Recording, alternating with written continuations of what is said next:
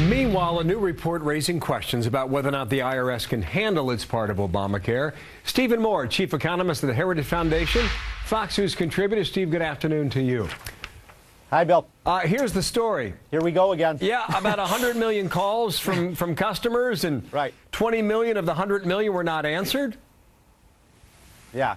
And by the way, those who do get answers, you oftentimes have to wait 20 or 30 minutes before someone answers the phone. And the reason I said here we go again is, doesn't this story sound so familiar with what Allison was just talking about all the problems with Obamacare and the website? And it's gotten to the point where these government agencies cannot. This is supposed to be a helpline, Bill. This is supposed to be a line that frustrated taxpayers can call the IRS to find out how much they owe or whether they're eligible for this deduction or not. And not only are they frustrated in terms of connecting, but the other part of this story that the taxpayer advocate found at the IRS was, guess what? A lot of times the IRS doesn't give you the right answer. That's an issue. What the IRS would say, and I think what the report suggested in part, Steve, is that the sequester hurt the agency. Is there a defense for that?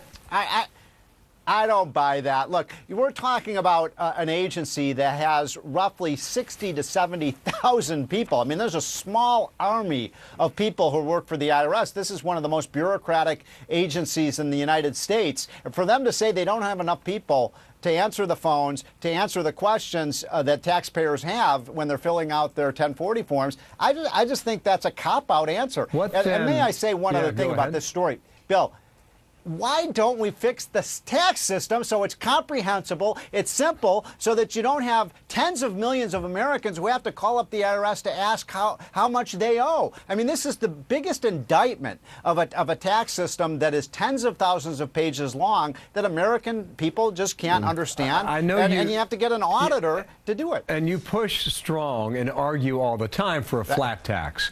But back to this story, Steve. What does it say about the amplified role the IRS will have with Obamacare?